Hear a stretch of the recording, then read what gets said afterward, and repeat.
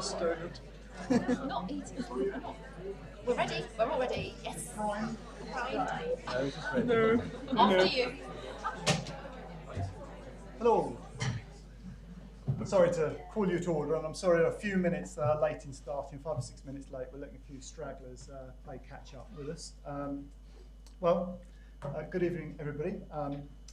My name is not Darren Chapman, which is what this speech says here, because I'm actually Stephen Phillips, but we won't go into that. I'm actually President-elect of SLA Europe in 2012. On behalf of SLA Europe and the organisation, I'd like you to welcome you to the meeting this evening. We've got a really, I think, excellent panel talking about how we engage social media for fun and commercial success, or career success. So it promises to be quite interesting. I think Jackie's got a few words to say about the social media scene, so I shall back off from that. I would also like to take a moment to thank the sponsors that have generously supported this evening's event, they being the Financial Times, Perfect Information, and also the RM Group. There are various representatives scattered around the floor and will be around, so catch up with them as you can. And I'd also like to thank myself for hosting, because it's been absolutely actually thank Morgan Stanley for hosting and for the AV guys to help us out tonight. We're actually going to be filming this evening's event, which is a first for us, and the aim is to actually cut that as a webcast and put it out onto the internet site. So look out for that in the future. You might get a starring role. There are cameras on the audience, so make sure you're all... No, I think it's 8%. Yes. That's good, that balances out. Going forward, just a couple of things to note from SLA Europe business. October for us is going to be a really, really busy month. We have 3 events in October, which I can't ever remember us ever having 3 events. I'm sure one of the older members could tell me otherwise, but we have an event in Edinburgh on the 3rd of October. If any of you happen to be in Edinburgh on the 3rd of October, it's called the Future of Special Libraries. It's the National Library of Scotland, and it's actually sponsored by LM Group. And there are a couple of guys from LM Group here as well tonight, so it's nice to see them here. On the 15th of October, we've partnered with LexisNexis and a company called Continuum to provide a seminar on personal resilience training. It's quite a large event. We've got around about gaps for about 50 people, but it's signing up very quickly. I think there's about 35 people already signed up. So if you'd like to come to that event, I highly recommend you get back to your desktop and log in, or do it on your mobile phone, whatever. Social media, technology, I don't know. But it will be, that promises to be a very, very interesting session. And then at the end of October, on October the 29th, we have a tie-in with the Internet Librarians National Conference over at Hilton Olympia. We're hosting a reception after the workshops there in the afternoon, and it's a kind of a pre-event reception, which we're inviting all the delegates and SLA members to come along and have a few drinks and to listen to what we hope will be a very entertaining chat about information risk. An oxymoron, really. I don't know how we get entertainment and risk, entertainment out of information risk, but anyway, and that's kindly sponsored by EBSCO. If you want more information about those events, we have a website, sla-e.org, and all of the events are listed up there. A little bit of housekeeping. If you've got mobile phones, which I'm sure all of you have, please put them on discreet mode and just log into Twitter and tweet about the event while you're going. Our colleagues in our legal division are actually on the lookout, enjoying a Marmite sandwich and watching Twitter and trying to get a commentary on what's going on. I think, Laura, you're prominent in the legal division, so they're all going to be hanging on Laura's every word over there. There are, as far as the hashtag goes, it's #SLAE if you do Twitter, so or do tweet, I beg your pardon. Unfortunately, you won't find a Wi-Fi network here. Our information security rules at Morgan Stanley prevent us from having them, so you will have to rely on 3G, I'm afraid. So maybe a little slow, but bear with us. Fire drills, there are no planned fire drills, so if the fire alarm does go off, please listen to the instructions. There is a fire exit right outside of the glass doors where you came into the auditorium on the right-hand side. There's a green running man, just follow him. And the toilets, if you haven't already come across them, are actually on that corridor as well. The gents is at this end, I'm afraid the ladies is at the far end. It's a bit of a sponsored walk to get down there, but you'll be fine. You should find it. And if, one other sort of SLA piece of business, we are actually midstream on voting for the president position for 2014, I want to say. Kate, and so the voting is still open. There's a further 24 hours to vote for all the candidates for the board positions of SLA globally. And we would encourage you to use your vote, basically. Use it or lose it. So finally, I'd like to introduce Jackie Morfleet. She's Head of Archives and Records Knowledge at the National Archives out at Kew. She's previously worked at British Library, JP Morgan, KPMG, and she's a far better chair to talk about social media here than I am, and she'll tell you reasons why that is. So, thank you very much indeed. Thanks.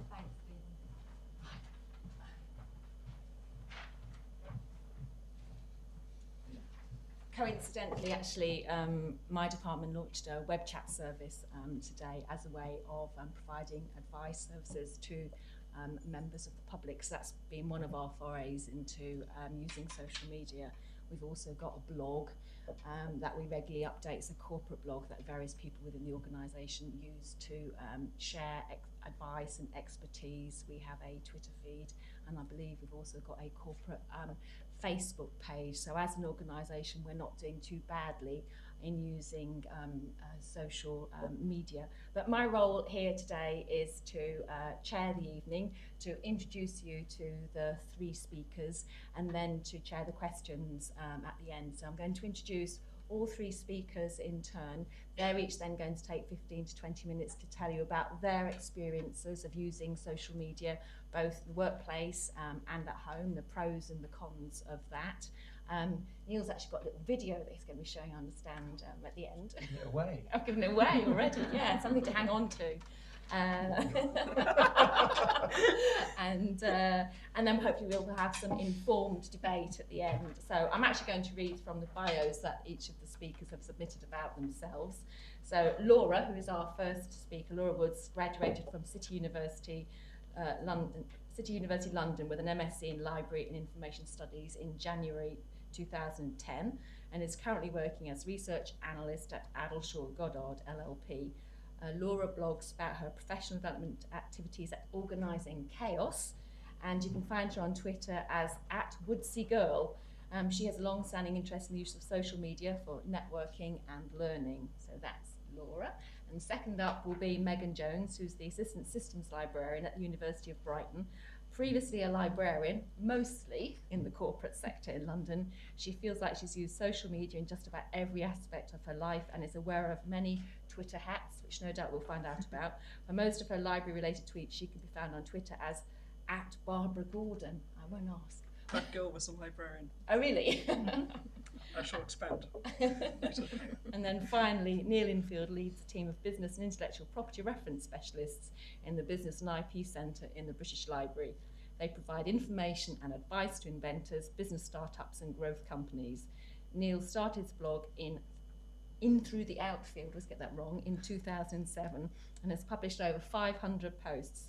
The blog currently gets around 400 visits a day, which is amazing. And prior to joining the British Library, Neil spent 16 years working in the pensions investment world in the City of London, managing business information services. So without further ado, I'll hand over to Laura.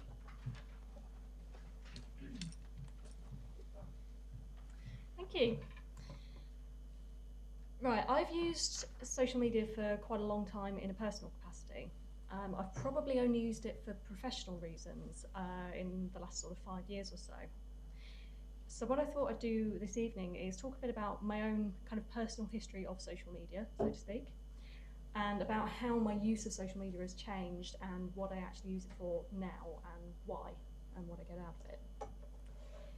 So as a teenager in the kind of late 90s and early noughties, I pretty much remember the beginnings of social media, and I was an early user. I had profiles on quite a few of the very early social networks, so things like Bolt, which I don't know if anyone particularly remembers. That was a kind of pre-MySpace. It may even have been the first social network, if not it was certainly one of the first. Now, my use of social media was obviously fairly trivial, as I would suggest it is for most teenagers. You know, it's about kind of socialising and gossiping, really. But looking back, I'm not sure it was that different to the way I use it now, really. I use social media now primarily for expanding my network outside of the people that I actually see every day and have face-to-face contact with. And now that takes the form of, you know, professional contacts outside of the people that I actually see in my office. Back then, it was about making friends with people other than the people I was at school with. But the basic principle, I think, is pretty much the same. So I kept up social media use kind of over the years, moving from site to site as various new social networks grew up and some of the old ones died. Networks like Bolt, for example, I think was deleted probably in about 2002. And this is kind of the main lesson that I've taken from all of this, is that no social network is around forever, and you do have to be kind of prepared to move from one to the other. So I moved on from Bolt to MySpace, from Facebook to Twitter. I do actually still have a Facebook profile, although I don't find it at all useful for professional networking. I know a lot of people do, but it's just never worked for me for that kind of purpose. I find Facebook useful for keeping in touch with kind of friends and family members that I don't see in person anymore. Which I think is how most people use it, really, but I just don't consider it a particularly useful professional network. My professional social networking really started with Twitter. I joined Twitter at the start of 2009. That was when I was at library school. So I wasn't really an early adopter of Twitter. I know, for example, Meghan and Neil were both on there quite a lot earlier than that. So I suppose in terms of the adoption curve, I was early majority, really, rather than early adopter. And I joined it because at the time there was a lot of hype, particularly in the library world, particularly in the library blogosphere, around Twitter and its usefulness. In particular, I can remember Phil Bradley's blog at the time. It seemed to be every other post was just, extolling the virtues of Twitter and how brilliant it was for librarians and how perfect it was for networking and all of this. So I dutifully hopped on that bandwagon. And I very quickly found actually the hype was quite justified. At the time, I was really finding my feet in the world of librarianship. I was very new to it all. I'd done a graduate traineeship, but I'd only really experienced a very small part of the library world. So while I was at library school, I was trying to learn more about the sector. And Twitter proved to be a very, very quick and easy and quite fun way of doing that. Joining Twitter brought me into contact with this really just nice, broad network of incredibly approachable, friendly professionals. And it gave me a real sense of actually how wide the library and information world was. And it was very different to Facebook in that, and this is why I don't consider Facebook particularly useful for professional networking, is that on Facebook you do have this kind of etiquette of you don't really friend people unless you know them already, unless you've at least kind of spoken to them or you're a friend of a friend. It's not really the done thing to friend someone on Facebook if they're a total stranger and you've had no contact with them. Whereas on Twitter you can do that, and there's that complete openness and that complete lack of barriers on Twitter, which really appealed to me and is what I think makes it kind of comparable to, say, coming to an event like this, where you may not necessarily know anyone or everyone in the room, but there's no barrier to you just walking up with a glass of wine in your hand and introducing yourself to whoever's there. Now, when I joined Twitter, I found it incredibly just friendly and welcoming and open. I would be interested to know, if anyone's joined it more recently, if it still has that kind of atmosphere. Because Twitter is a lot bigger now, obviously in terms of total users, but also in terms of the library and information community that's on there, is a lot bigger than it was 3 or 4 years ago when I joined. So I would hope it's retained that kind of atmosphere. But I don't know. It's hard to see that from the inside. So if anyone does have experiences of that, you know, I'd be quite interested to talk about that afterwards. Very shortly after I started tweeting, I also started blogging. I started my blog in May 2009, and I started it, this was about a month before I went to the SLA conference in Washington, DC. And that wasn't planned timing on my part.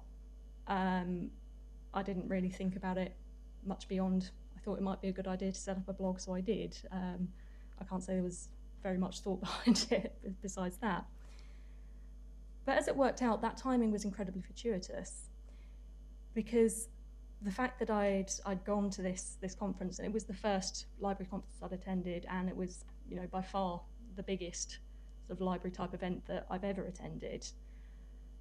And I came back from that with just a head absolutely full of ideas and things that I wanted to talk about and things that I wanted to write about. And that gave me months worth of content for my blog. And that's what I credit actually with keeping my blog going for this long.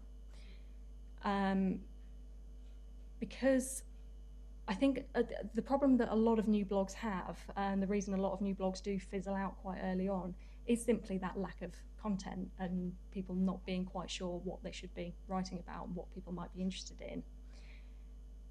So the fact that I'd gone to this event so soon after starting my blog, and that had given me several months worth of material, it gave it that boost and managed to get that kind of momentum going that I think has sustained it for the past 3 years.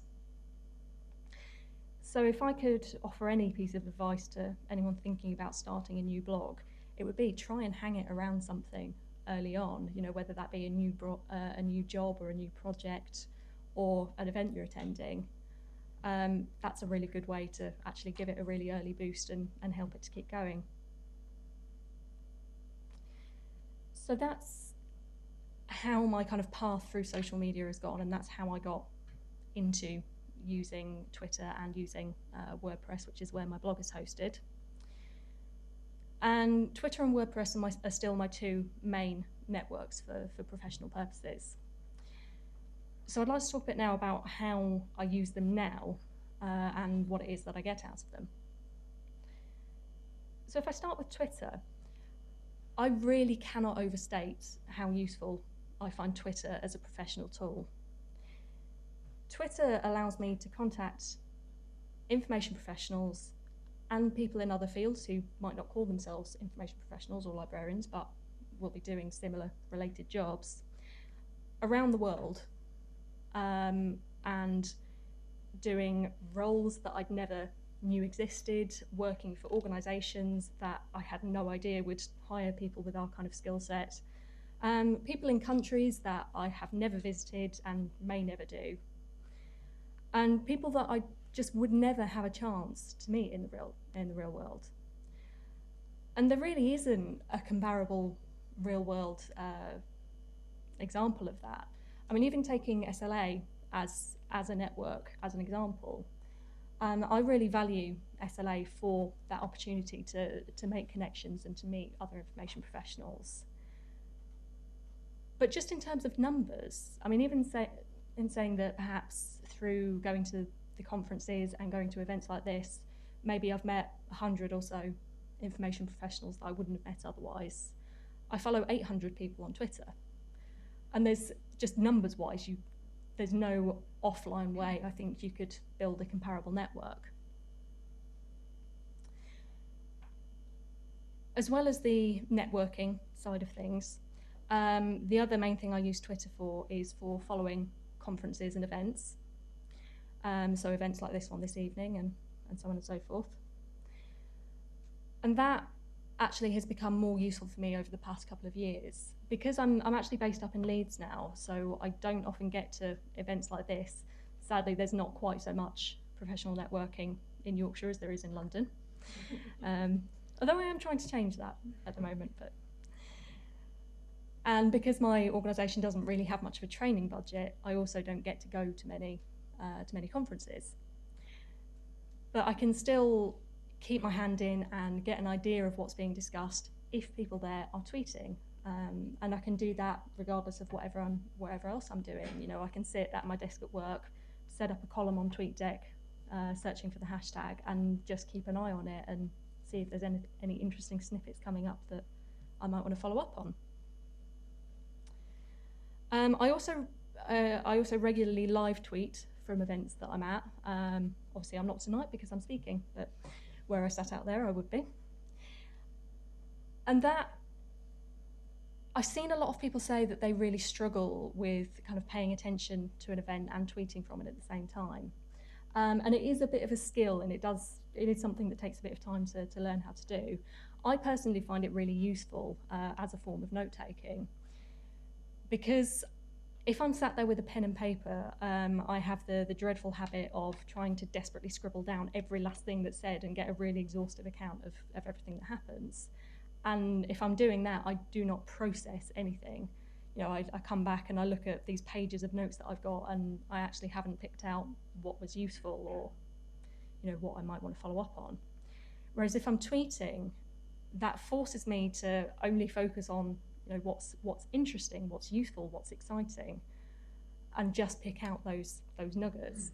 And it also forces me to be a bit more concise, because I do tend to be a bit wordy otherwise.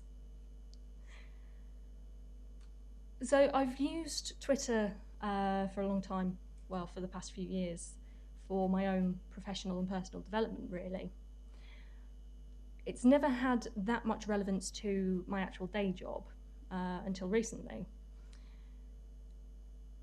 This has changed because my firm, I work for Adelshaw Goddard, a law firm, and we now have a social media strategy, part of which is to actively encourage the lawyers to tweet, to you know, tweet bits of expertise about their market areas to raise their profile and to raise the firm's profile as a whole. Now, as you can probably imagine, a lot of lawyers do not take that easily to a tool like Twitter. Lawyers are used to communicating in quite long form and to being able to explain things at length and make sure that everything's kind of qualified and caveated so there's no room for misinterpretation. And Twitter just does not allow for that. So because I have experience of social media, I'm part of a social media panel at work, which we're there to help support those lawyers and the key partners in certain areas whose goal is to start tweeting and raise their profile. So we're there to help them find key people in their industry to follow, and we're there to pick out bits of breaking news that they might want to tweet about. And we also help them to write tweets, because it is a bit of an art form to, you know, condense a complex idea into 140 characters. So we're just there to help them do that, really. And that's been really successful. I've been quite pleasantly surprised by how well a lot of our lawyers have taken to this once they've kind of got their head around the idea and the fact that it's an informal form of communication, and they can treat it like, you know, kind of chatting to a contact at drinks after a seminar. You know, and that's how we're selling it to them. It's that type of conversation, but online, and where other people can see it as well and start to see, oh, that person's interesting and they know lots of things. And that's the idea. So although it is working really well, one of the things that it's really highlighted for me is actually how a lot of newcomers to Twitter get it wrong. And the way that this has been brought to my attention is by finding new people to follow in certain industry sectors. Like, for example, I've started following a lot of property industry experts. That's one of the areas we're targeting. You can really tell who's been there for a while and who is quite experienced at using Twitter as a networking platform, and who's quite new at it and hasn't quite figured out what it's all about yet. And the difference is the newcomers just tweet about work, and they just tweet, you know, little news stories and bits of industry insights. The experienced networkers will tweet about all of that, but they'll also throw in little comments about what football team they support or what they're planning to do at the weekend. And that, I think, is a real dead giveaway about who's actually comfortable using it. Because I do honestly think that Twitter works best with, and I do apologise for this incredibly ugly word I'm about to use, a professional approach. So blending professional and personal. I do hate that word, but it explains it, I think. You are a more interesting tweeter if people can tell that you're a real person and not just an automated RSS feed pushing out press releases and news stories. And that's unfortunately the way a lot of people who join Twitter with the aim of using it for professional purposes unfortunately do often fall into that trap. So I really think what makes someone worth following is a good mix of interesting professional insights plus enough, real things that you can tell they're a real person. So my other most used network is WordPress, as I said, that's where my blog lives. Now, I know not everyone considers blogging to be a form of social networking. I do, and I think it certainly is social networking if you're doing it right. Unfortunately, a lot of people don't. I see really probably too many blogs that don't attempt to engage in conversation and that don't reply to comments and that are really being used as just a platform for broadcasting the blogger's views, which is a function of a blog, but I think if that's all you're using it for, that's slightly missing the point. The one thing that I really love about blogging is that it allows you to build a mutually beneficial learning network. So on my blog, I'll write a post about something that's been rattling around my mind. People will either comment or they'll reply to me on Twitter. We'll get into a conversation about that. Usually people will, always, people will tell me things that just hadn't occurred to me in my own post and will clarify things that I was thinking about and that I was trying to express. It might turn into a bigger conversation on Twitter, more people might start chiming in. Maybe, if I'm lucky, somebody else will go away and write their own blog post based on the same ideas.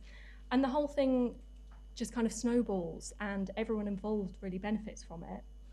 And that just warms my heart because everybody gets something out of it and that pleases my inner hippie, really. The other thing that I really get out of blogging, other than the warm feeling of building a learning network, is raising my own profile. I've had a number of invitations to speak at events or to write articles based on blog posts that I've written, because people can see that I have an interest in certain areas and, crucially, that I have something to say about certain areas. So a blog is a really, really useful tool for doing that if you're interested in, say, invitations to speak and so on. My blog's also allowed me to get involved in projects that wouldn't have got off the ground without it. For example, I was involved in setting up the Library Roots project a couple of years ago, which was, it's a wiki which was set up to collate people's, I suppose, librarian origin stories, if you like. So people's descriptions of how they actually found their way into librarianship as a career path. And that came about because I wrote a blog post about how I'd found my way into librarianship, asked for other people's stories about it, and a few people chimed in and said, actually, why don't we collect these stories somewhere? So that's how the Library Roots wiki started. I also got involved in the Echo Chamber Advocacy project, which I worked on with Ned Potter. And that was, we did a number of talks and presentations at various events, talking about the issue of how you get the conversation about library issues and library advocacy outside of just library professionals and how you actually reach the wider world. And most recently, I was one of the co-founders of Like North, which is a Yorkshire-based professional networking group, which we organise occasional sort of evening networking events and seminars, similar to this, but usually a little bit less formal. And that came about, again, because I blogged about the lack of professional networking in Yorkshire, and a few people got in touch and said, well, why don't we get together and do something about it? And that's how that got off the ground.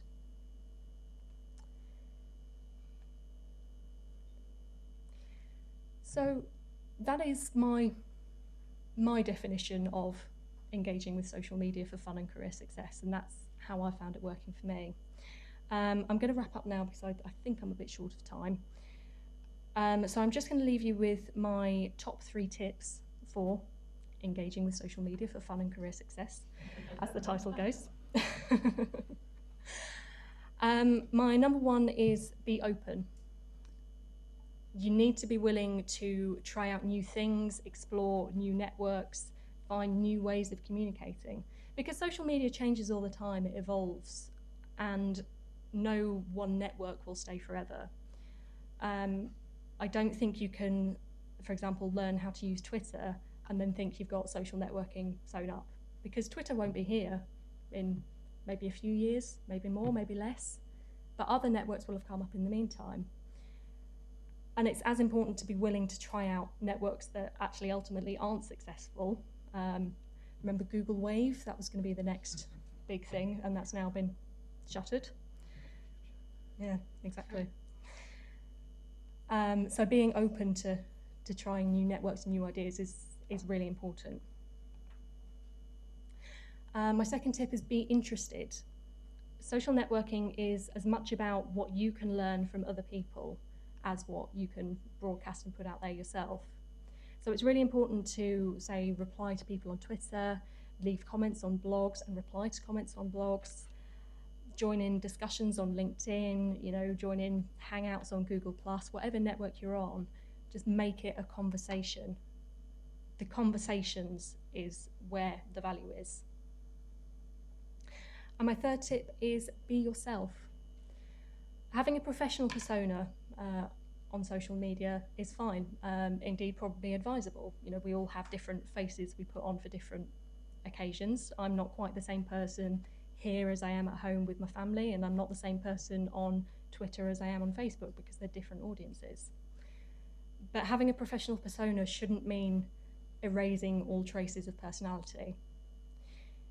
People will be more likely to engage with your insightful tweets about knowledge management if they also know that you're, say, a keen amateur taxidermist who also loves musicals. If they know you're a real person, they're more likely to get engaged in conversations with you, and that really is the goal. Thank you very much.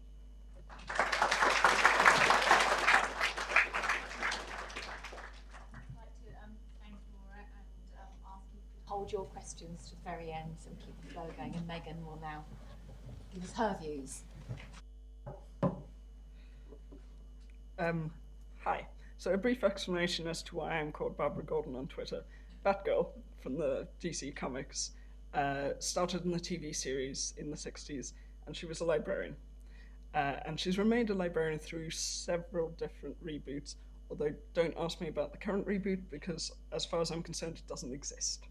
But she became the Oracle, and the Oracle was an information broker.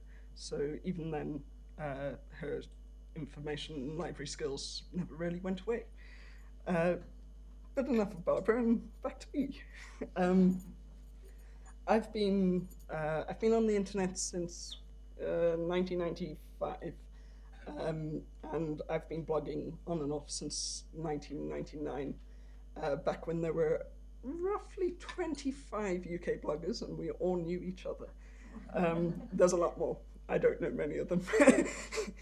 But I still keep in contact with a lot of those people, even if they no longer blog, much like I don't. I have one. It doesn't get a great deal of use. I should really do something about that, but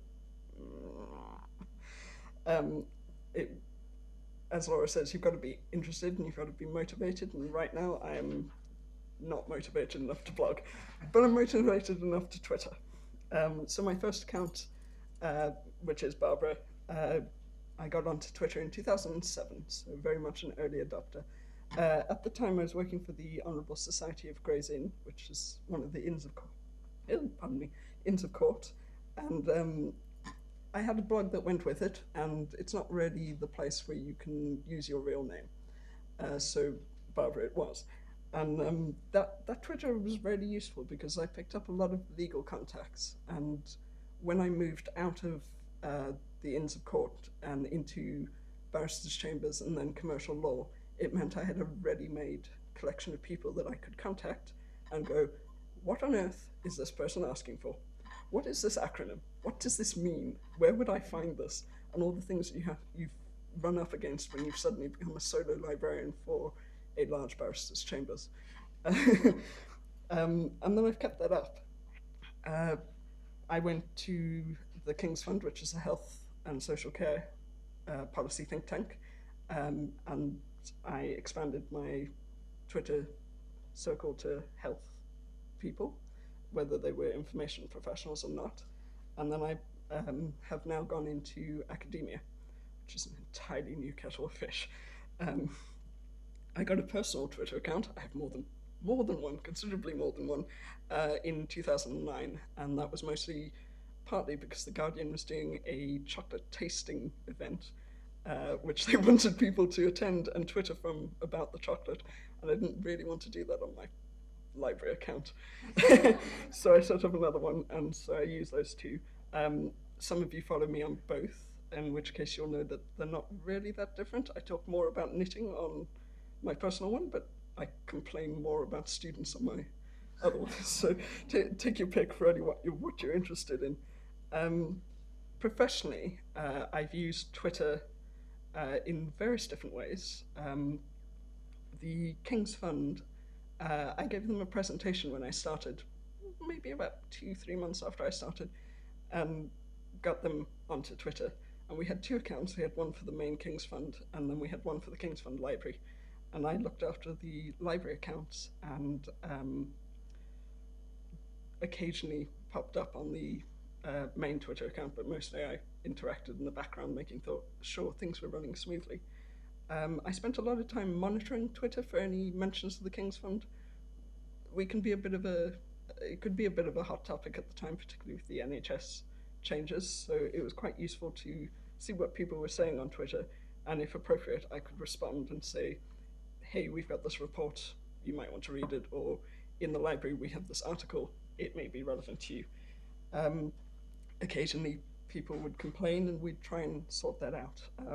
I once had to chase Dr. Evan Harris out of the library because we were closing, and then he complained about it, and I engaged in a conversation with him to explain that the reason why the Wi-Fi wasn't working was because of this issue, and if he'd come and spoken to us, we could have refunded his money, but if he wanted to come back and talk to us about that, then that was quite happy. He never did, but I suppose £5 is not much to an MP or an ex-MP at the time. I also, we moved to Koha, which is an open source library management system, and one of the things I did was add a Twitter link to our catalog records. So if you're browsing our OPAC, which you can do from the outside of the library, if you see something interesting, you can tweet a link to it. So it's something that's quite useful for libraries because it gets you out there. People then click on it, and if you've got online access to the thing, people can then follow through, or they can contact you to get hold of it. Right now I look after the Twitter for SLA in London, which is one of the regional branches. We link it to our events calendar on Google, which is open to anyone in London to add their events to, and these are then posted through automatically. So a lot of it is a machine rather than a person. However, if I'm at an event that's a sort of London one, I will tweet from it. I promote our events through it, and I will answer any questions that people ask it or pass them on. I'm also one of the people behind the SLA Europe account. We tend to try and sign ourselves with our initials at the end of our tweets, so anything from MJ is me. It's extremely useful. I've met people that I wouldn't expect to. I've had opportunities like this, for example, that I wouldn't otherwise come through. If you're not enjoying this, or if you're really enjoying it, you can blame or congratulate Neil, because he's the one who suggested this. Pass the buck. Sorry, I'm a little Speedy Gonzales tonight, and I do apologize. I'm trying to pull that back down again. Right now, as I said, I work for the University of Brighton. I don't work in the library. I work for the Library Technical Services, so I don't see students very often, except when they're doing things like blocking the stairs or causing a massive queue in the coffee shop. Term started for me on Monday rather. So this morning I opened my office door to find a queue that ran all the way from the hall at the other end of the building to my office door of students waiting to register. I decided I didn't need to go to the coffee shop that much, but I did complain about it on Twitter. I can obviously tweet a lot more now that I'm in academia. The one thing I have found about being in the commercial sector is that you're obviously bound by your work's social media rules. So it's a lot easier to talk about what I do, which helps me to make more connections with other librarians. It's been particularly useful, being that this is my first job in academia, to learn a lot more about the quirks of academia, because I can now talk to a lot more academic libraries and go, does this happen in your institution? And they tend to go, yes. Or someone's yelling something about shibboleth and I know exactly how they feel. It's a little sad, but my boss and I talk to each other on Twitter sometimes while we're in the same room. We sit opposite each other, so it's a little worse than you'd think. It's not like she's in another office. It has its downsides. It can be a time suck. Sometimes if a debate is really interesting on Twitter, I spend a little bit too much time looking at Twitter and less time looking at my inbox, but you've got to balance how you do that. And I tend to only switch TweetDeck on when I've got plenty of time. It's still a bit echo chambery. There's a lot of talk about saving libraries to other librarians, and really, as we all know, if you want to actually save libraries, we have to take that outside of that particular chamber. But Laura can tell you far more about that. It's not the greatest medium for debate. Because of the 140 character limit, you've got to be able to be concise. And while you could write more than one tweet and put a continued, if someone only sees one half of your tweet and they get the wrong impression, then you don't know. And that's something you've got to look out for, as to whether or not you're antagonizing people because they're only seeing part of your story, really. It is, however, extremely useful. As I've mentioned, it brings me to events like this. It has widened my understanding of sectors that I don't work in, like public libraries. And when I worked in the commercial sector, the academic field, it's serendipitous. Can I say this word? Let's see. Serendipitousness is extremely useful. You never know what someone is going to post. You click on a link, and then you're like, this is the article I've been looking for. And you never would have found it unless you'd happen to notice that someone said, this is a really interesting article, and tweeted it. So that's extremely useful. I've started chartering, although at the moment it's kind of on hold, and Twitter has been quite useful for that. I was actually going to talk about a service called If Then Then That, and how I use Twitter and that for chartership purposes, but unfortunately, as of the 20th of September, If Then Then That has had to switch off their Twitter recipes and triggers, because Twitter itself has changed its policies about who can access the data and who can store it. So that's unfortunate, but when it was working, I was able to do things like anything I tagged as chartership would automatically be sent to my Evernote as a record. Anything I favorited would also go to my Evernote, so that I had it outside of Twitter and could go back to it as and when I needed to.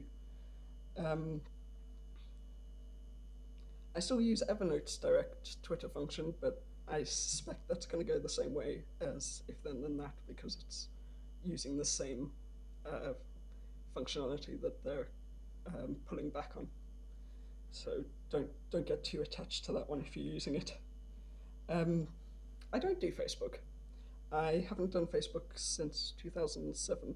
I'm a Facebook refusenik. I can't say I've missed it. I've moved around a lot, so I never really went to a single school, so I don't really care about keeping in touch with old classmates. So that's a major use of it, which is one of my things about social media. If it's not useful, I don't use it. It's not to say I don't experiment with things.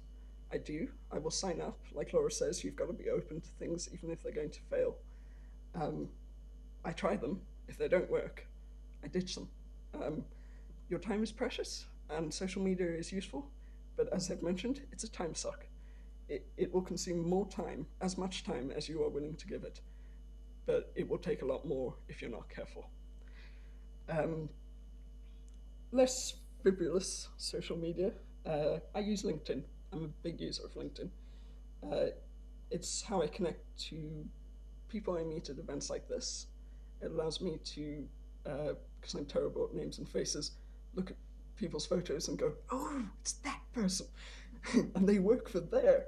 I use it as my online CV. My name's not that usual, but it's not that unusual. There is an American model / actress with the same name, but if you Google me, my LinkedIn profile is still the second link that comes up. And that's useful, I think, particularly in this day and age where more employers are looking on the internet to see what people are like. So I like that it is a professional thing. It's the first thing they see from me. They get a nice headshot, they get a list of everything I've done. It's all good. Although bizarrely, if you do it in the image search, you get 2 photos of me and 1 of Laura.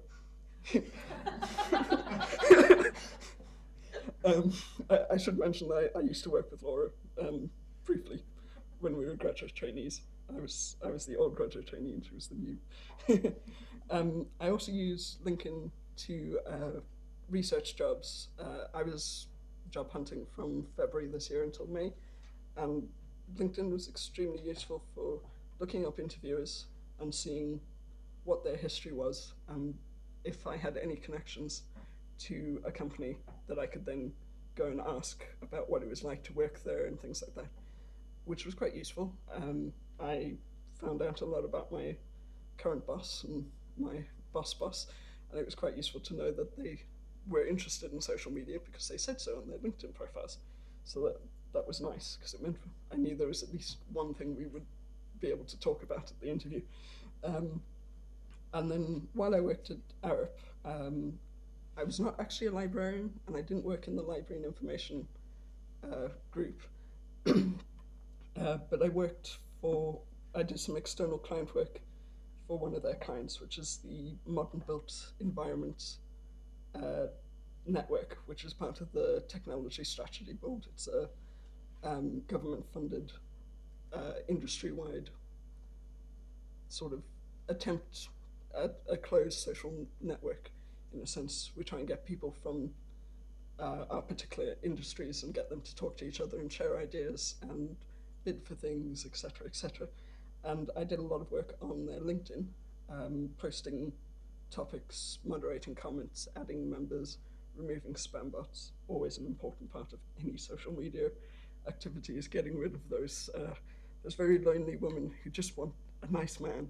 I think the latest bio informed me. I've got a very heavy block finger. If it looks like spam, I block it. It's easier that way. And then, yeah, so it's got me quite far. And while the University of Brighton has a Twitter for the library, it's not very active. So now that I'm settling into the role, I'm actually going to start working with a group of my colleagues to bring that up to speed, because we think that'll be a good way to reach the students. It's a way they expect to find information nowadays, but without being that creepy library that follows you on Facebook. It also means hopefully less photos of drunken students, which I'm all in favor of. But yeah, I mean, as Laura said, that you've got to be open, and you've got to experiment with things, and you have to be yourself. As I say, I talk about all sorts of things on both Twitter accounts. Often that overlaps. If you're interested in knitting, you can find it on both. If you're interested in ranting about students, you're probably more likely to find it on my work one than my personal. but you're always going to get me. You're not going to get just sort of what I think is appropriate. Let's rephrase that. I always think about what I post is appropriate. I'm obviously not going to sit on my professional Twitter and go, God, I hate this job, because that would be foolish. And I don't, for the record, before my boss sees these tweets. I like my job, and I'd like to keep it. But I'm aware of that, and you have to be aware of what you're going to be. What you say is going to be read by everyone. It's very easy to just think the only people going to see this are the people that I follow on Twitter, but it's not, because anyone can read it unless you've made your Twitter account protected. And as I said earlier, you have to consider the context that people will read it in when they're not you.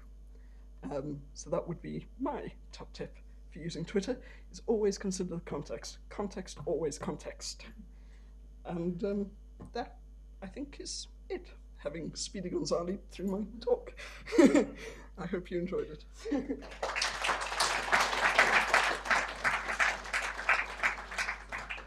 you very much, Megan. And now Neil actually has got a presentation, I believe, that's going to dazzle us with. You haven't seen it yet? There it is, right. I don't know how many of you saw the Evening Standard on the way here, but there was an article about grey-haired TV presenters, and as you can tell from my unruly grey hair, I'm far too old to be standing here talking in this esteemed company about social media, but I do it, and I'm going to do it. So, and I also need to, a slight apology that I'm going to do a very short but quite hard sell about my organisation, because I love my job, I say to my boss. So I'll get that through quite quickly, and then we'll get on to it. Does relate to the topic as well, he says. So we'll see how that works. Right, let's see. Oh, that didn't work. How about, oh, there we go. Hopefully all of you know this, but in my experience, every time I go and talk somewhere, people don't. So the British Library is not the library of last resort. It's a place, thank you, Donald. It's a place for everyone, including you. So academic, personal, or commercial purposes, which of course is where I come in. I've been at the library for 6 years now, and one of my kind of the highlights, one of the real chances that I had, but the benefits of being there, was I got to meet and know Anita Roddick a little bit before her tragic and untimely death. And that wasn't related to meeting me. It's just one of those things that happen. And she spoke at the library a couple of times, as well as giving free advice to aspiring startups. And this is actually a quote from one of the speaks that she gave. And to me, it sums up neatly the difference between somebody who is an entrepreneur and somebody who's a want-to-be entrepreneur. Pathological optimism is what you require, and that's what she had. I'm going to run these very, very quickly. This is how we help people who want to start a business, and we've helped quite a few over the years, and now that's the end of the sales pitch. So, because we had some, to be honest, because we had some young colleagues in the marketing team when we first started the Business and IP Centre, they said we need to be doing social media. The kind of people we wanted to attract to the library were going to be, to the Business and IP Centre, were going to be using social media. We needed to be in that space if we wanted to market to them. Yes, we had posters on the underground, yes, we had adverts in magazines, but this was an opportunity that we shouldn't miss. And by the way, it's free, and it's something that they can do easily. So that's where we stand now. So the biggest number is actually the YouTube channel, which is interesting. So we record every Inspiring Entrepreneurs event and every success story. And it's interesting, I was just looking at the channel today. They kind of mix up quite nicely. Some of our success stories are getting the same kind of traffic as Doug Richard from Dragon's Den and Anita Roddick. So people want to hear about people who are just starting out and are being successful, as well as the kind of the big names in the business world. But what I've come to talk to you today is about BL blogs. So I'm not the only one. I was one of the first, and we've got a kind of quite a little set now, and some are more active than others, some are more successful than others, and it's something that hopefully is going to be expanded in the next few months and years as we go along. Let's come on to me. The reason I blog is because I needed to show a colleague how to blog. We had 3 meetings where we talked about it, and he said, I don't get it, because it is a bit different way of working. So I said, he didn't understand the technology, he was worried about the technology, and he was worried about the approach that he was supposed to be taking. You know, this, what we've talked about already, about is it me, is it the organization, how much do you give of yourself?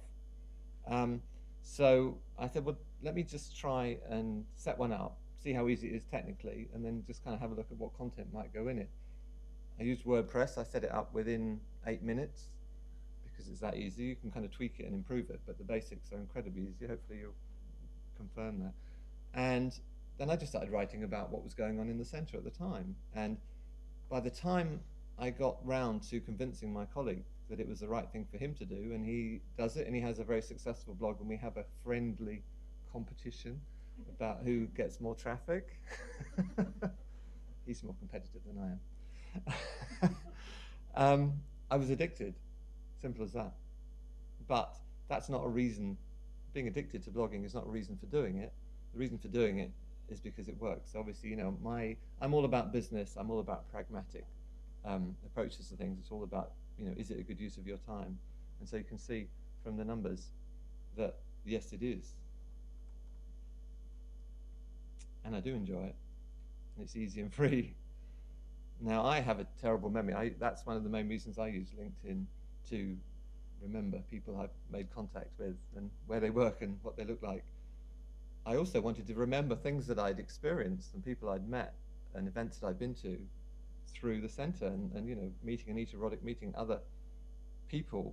I was worried that I would just forget all that and it would all disappear. So it's kind of like a personal diary, but obviously it relates to work, so therefore it fits in with what we're doing in the organisation. So yes, it's designed, I'm not really going to be writing about, oh, we had a really bad meeting last night and everything went wrong. So those don't tend to appear, and my colleague in the marketing team, I'm sure, would be paying me a visit very early on the next morning if they did.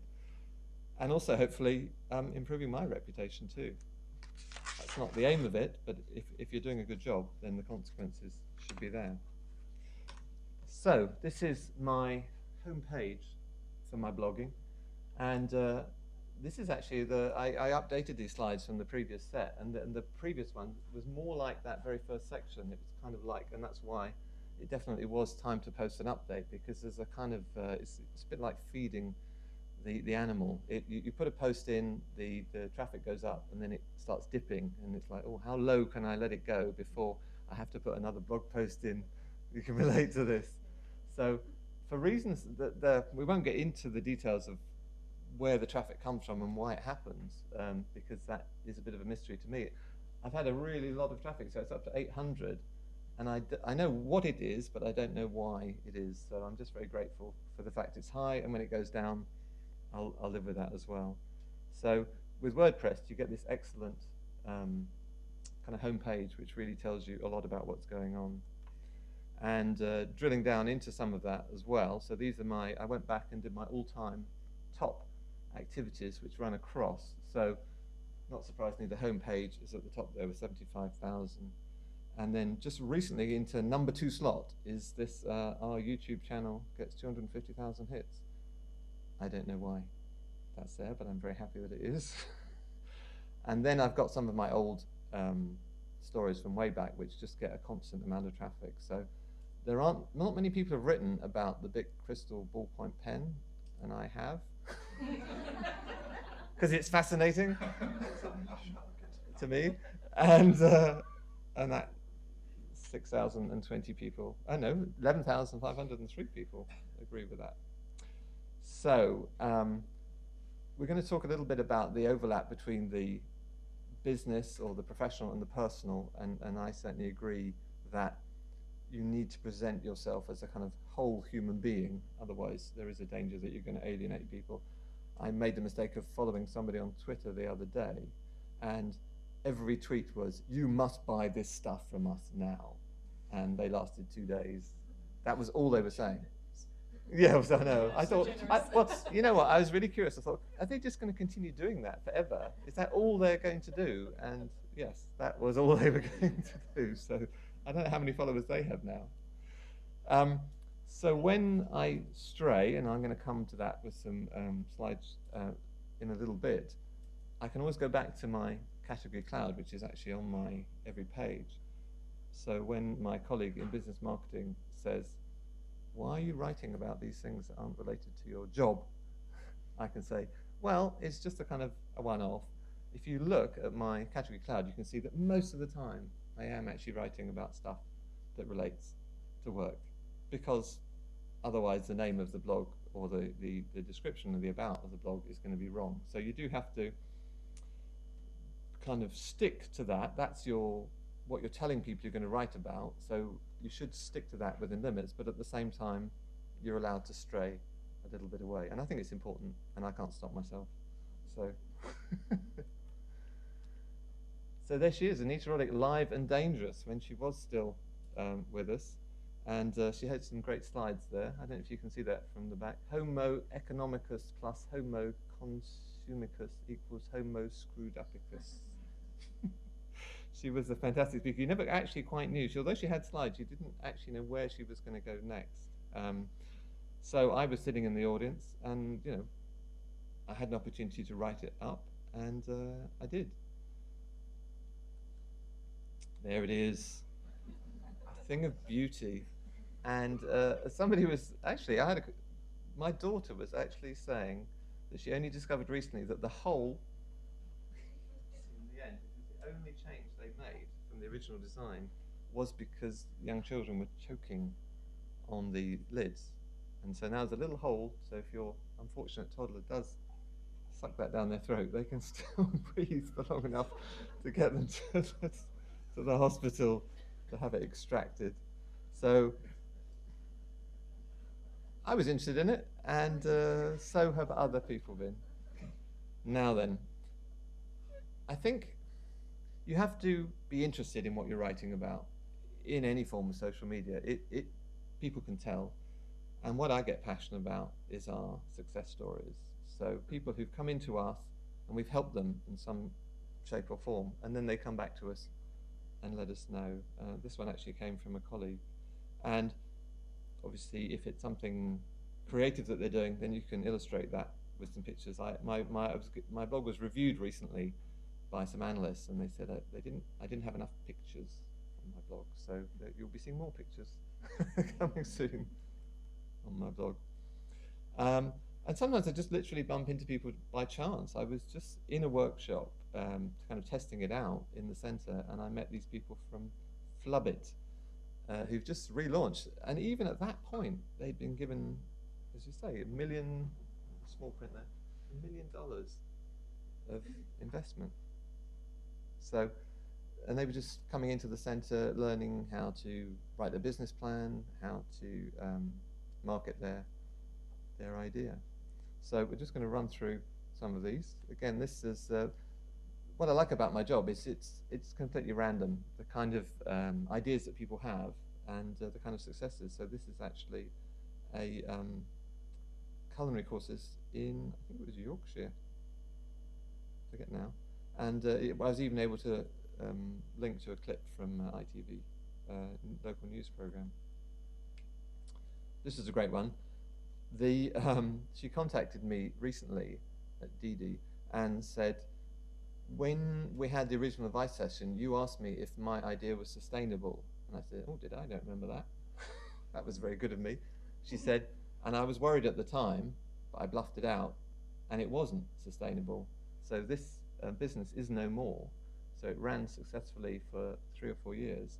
And she then came back to me with a new idea, which she's now exploring. So it's not bad news, because that's the nature of business. So this was successful, but it wasn't successful. You could see it didn't have a long-term future. She saw the saw the writing on the wall and acted beforehand. So it's all good, as we were hearing earlier. And that next venture will be coming soon. So sometimes I do stray, and this is actually at work, but not directly related to the Business and IP Centre. And sometimes I just check what's actually going on across the library. It's an amazingly diverse place, and literally that evening was Amanda, and that is actually her stage name, Palmer, and her ukulele. And I went along, snuck in at the back using my staff pass, and it was amazing. Evening of entertainment, including making us sing along to various rude songs, because people seem to like swearing in the British Library. I know it's the kind of, they think it's cool to swear in the library. It's a bit, I find that a bit strange. Anyway, and some great pictures I was able to use.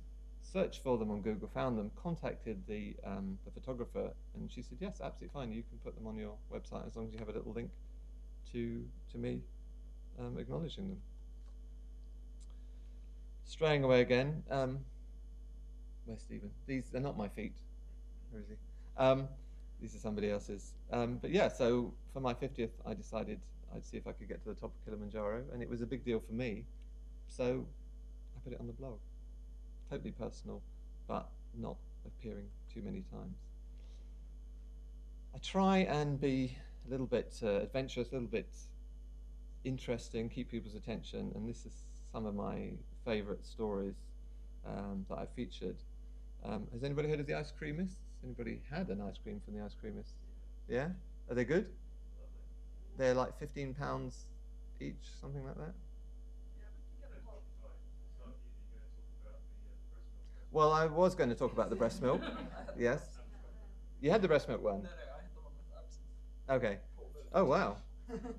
Yeah, so they decided just having a kind of outrageous ice cream wasn't enough, so they went with breast milk ice cream, which actually was shut down by the council fairly quickly on some kind of trumped up health and safety issue. But from that idea, they got a week's worth of coverage in the Evening Standard. So they certainly know how to get coverage. So one of my favorite topics is niches within niches within niches. This is a great one. So this woman, she actually lives quite near me down in Sussex. She genuinely claimed that she came up with this idea totally independently of Innocent Drinks. So she registered this as a trademark, and Innocent kind of like to see themselves as good guys. That's all part of their, the branding. And they were really reluctant to sue her for infringing their trademark, but they did, because people thought this was coming from them. So they had to act reluctantly. And she kept saying, but people, it's nothing like Innocent Smoothies. It's like, well, it's a lowercase, it's the same kind of typeface, and it's very close to, health-giving properties. So that was a interesting story. Right. I blog. Why should you blog? How many people here blog? Okay, that's good, excellent. Right. At work, we have something called eMarketer, which obviously focuses on anything electronic and particularly social media. So this looks bad for blogging, highlighted in yellow. So there's a decline in the tools used. So oh dear, that's, as we know, different formats are going out. Twitter here today, maybe gone tomorrow. They're still working on their model for actually making money, I understand. They haven't come up with one yet. Ultimately, that could be a problem. But if we're talking about impact, which is really what we are talking about, it's still up there. So maybe that'll change, but that's why I blog, because it's still there. Oh. There we go. So why should you blog? Well, it's what we've been talking about already, really.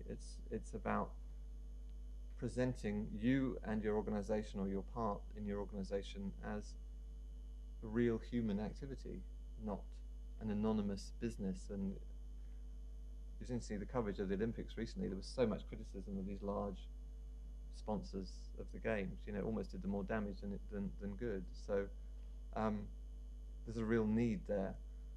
You can build an audience, and bottom line, if you've got a website, I mean, every business startup that I talk to, I say, well, if you've got a website, you can get 10 times more traffic to your website through a blog than if you don't have one, because Google loves blogs.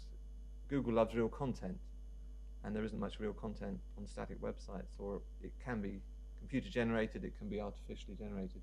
Blogs are written by real people, mostly, with real content. So Google will, I mean, I've sometimes been searching for a topic that I'd forgotten that I'd blogged about because I've written so many blogs, and it comes up in the top 5. And I'm thinking, well, I know I wrote that. I'm looking for some real important, helpful information. But it's up there on the Google rankings, even just because I've written one story about it, because it's on a blog, because it's not on a static web page. So there we go, drive traffic to your site. And again, this definitely overlaps with LinkedIn and Twitter. As long as you talk sensibly about an area that you know about, that reflects well on you. So you become seen as an expert, and you've both been asked to speak, and not because you don't know anything about what you're talking about, but because people see you as experts in those fields. So, simple rules, really. Just, it's about honesty. I think the biggest lesson I learned was I'm not a great writer, but I love the idea of coming up with really kind of clever, marketing-inspired headings for my blogs. And I was told that's the one thing I was doing wrong. Your heading, because that goes into Google, has to basically say what the article's about in quite simple terms. So I've gone for boring. The Ron Seal. Everybody know about the Ron Seal idea, don't they? Yeah. Good. I've broken this rule this summer, but I still, the kind of minimum, I guess, is down to once a fortnight. You've got to keep the content coming, otherwise people think that it's a dead blog. And as soon as you go to a blog, I was actually looking at one today from somebody who's a very active tweeter, and there was an interview with a Copyright Girl. Anybody follow Copyright Girl? There's an interview with her, and then unfortunately they had a link to her. They talked about her blog, and they had a link to it. I clicked on it because it's so easy to do. February was the last time she'd actually written a blog, so I won't be going back there anytime soon. So yes, got to keep it up to date, and not too long, not too short. Tricky one, but I did try reading one of Stephen Fry's essays, and it's just printed out. It's probably okay, but on the screen, kind of once you've got about 10 screens worth, you kind of lose. Even though he's a great writer, you do kind of lose the will to live.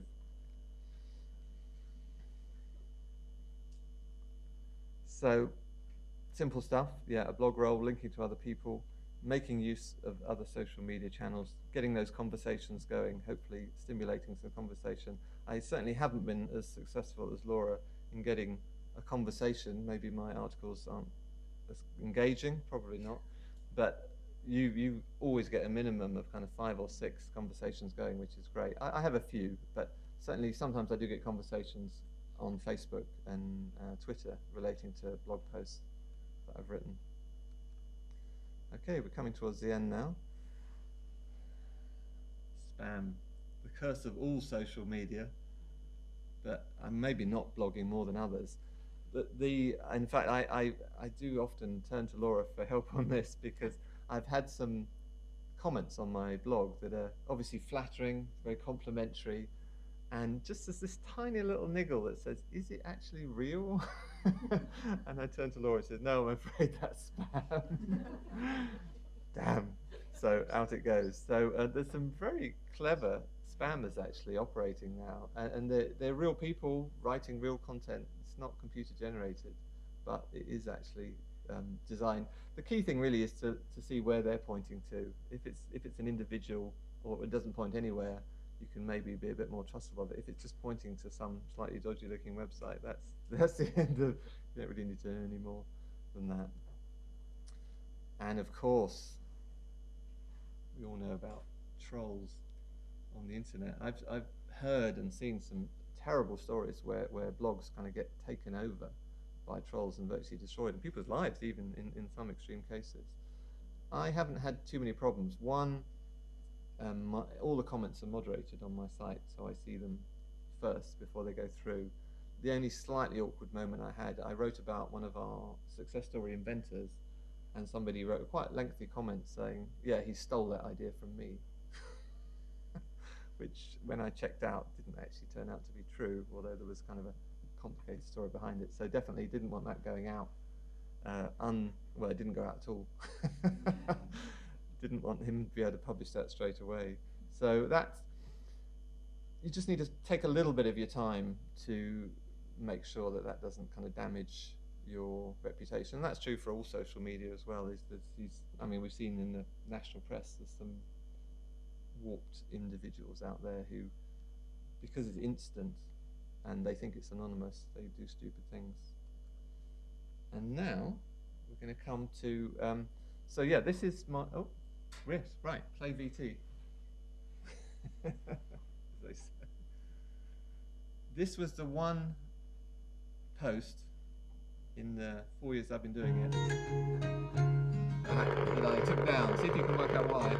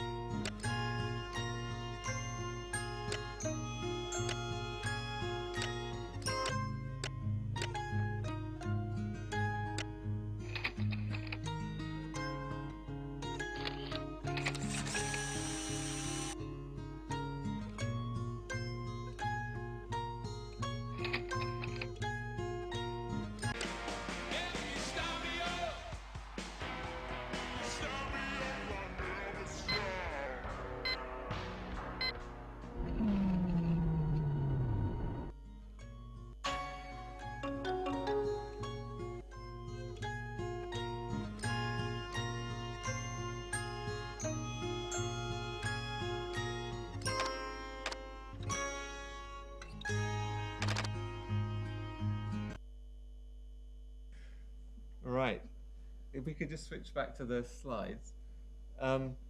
So, anybody guess why that one had to go? I just thought it was funny. But at the time, we were working quite closely with Microsoft as a partner. And I was invited out for a coffee by the head of the web team, which he'd never done before, so it did seem slightly strange. And he very politely asked if I wouldn't mind taking it down. And as I didn't have any strong views on it other than I thought it was quite funny, I said I'm fine with that. So, but the bottom line really is this would be my only one tip I've got for social media, and that's ask for forgiveness rather than permission. Actually, one of my favorite blog posts that I spent many hours writing in my own time, I thought this could be a little bit controversial, so I made the fatal error of asking the press team what they thought of it, and they liked it, but they thought it was just a bit too controversial, and I really resent the fact that it hasn't gone live. One of these days I'm just going to accidentally press publish. So sorry, how did that happen? So that's me done. Thank you.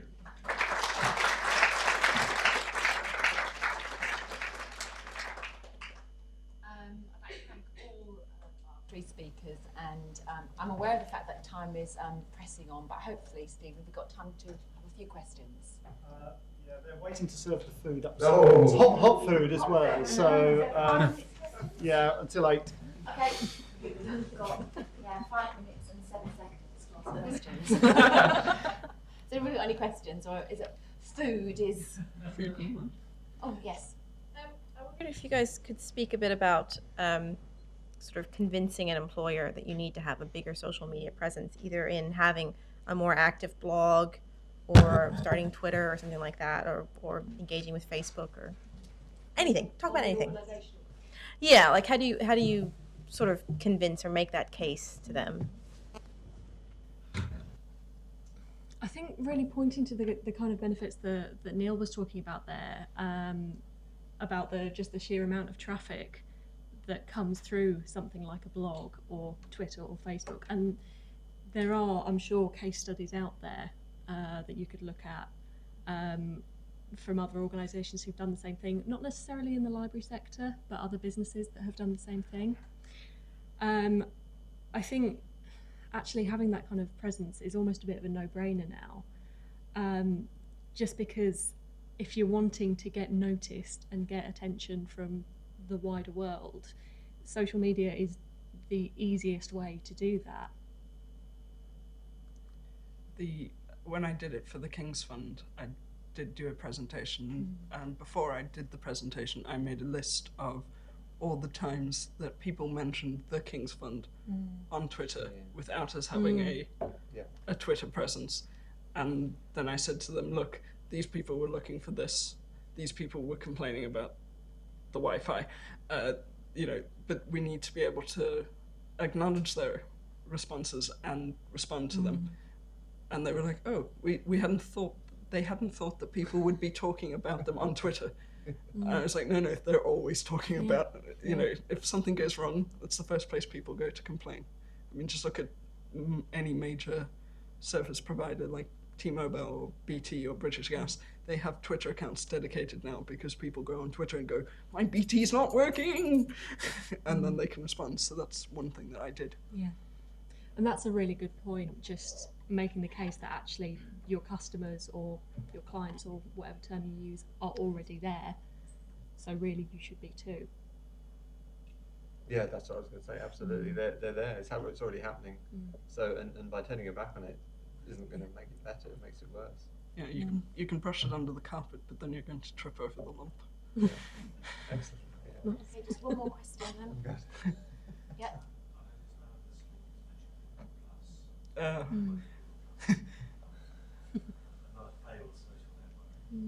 Just occasionally I get down to inbox 0 and it goes, you have no mail. Why don't you go over to Google Plus and see what your friends are doing? And I go, no. Again, I tried it, but it just, in their case, I think the refusal to let people use pseudonyms really badly damaged the system because people want to have a different name. I mean, for example, I wouldn't be able to be Barbara Gordon on Google Plus, and that would be an issue because a lot of people only know me as Barbara Gordon. So. Yeah, I did set up a profile on Google Plus. I used it for a little while. I couldn't see anything useful that it did that I couldn't already do on Twitter or through my blog. And B, I also really object to the real name policy. I know there's a lot of talk about that people shouldn't be anonymous online and that people should stand behind their real names, but actually a lot of people have really valid reasons for wanting to use a pseudonym. For example, I was anonymous online for a long time. The reason I used the handle Woodsy Girl was because I had a real life stalker who was targeting a lot of my social media profiles and causing a lot of problems for me. So I started using a pseudonym to stop him from finding that by Googling my name. So, I mean, I'm happy to say I've not heard from said stalker for about 3 years now, so hopefully he's given up. But were he still around and I set up a Google Plus profile under my own name, he'd find that very quickly. And yeah, so I don't like that they're so blanket. No, you must absolutely use your real name and only your real name and nothing else. I mean, I've got good at joining all these things just to see what happens, but I think it shows that it's not a science. Social media, there's a real art to it, and Facebook has gone on, it's quite a tricky learning curve when they started linking into what people were buying. That they had to switch that off pretty quickly. So and when they started saying, oh, you don't own your content, so there's learning curves, but Google seems to make so many mistakes so early on. They seem to antagonize people. Yeah.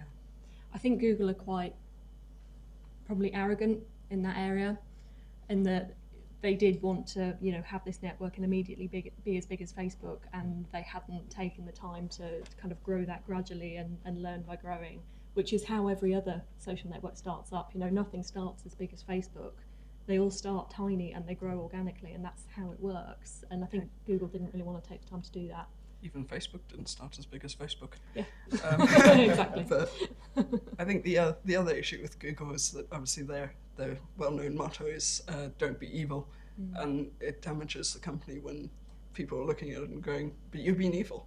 You've been evil right there. So yeah, that's a reason why I don't interact with Google Plus and why I think a lot of people don't. Thank you. I'm going to draw the questions to a close now. It's all no doubt starving. But you can find us all on Twitter. And our speakers will be here Yes. over food if you want to ask them any further questions. Or on So Twitter. I'd like to ask you to join me in thanking our speakers and also thanking Morgan Stanley for hosting this evening.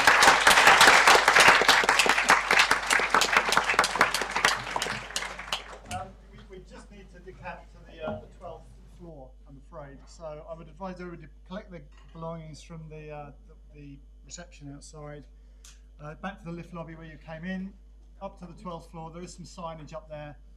I'm going to try and get ahead of you all so I can guide you, but we'll see how successful I am at that. And thanks very much.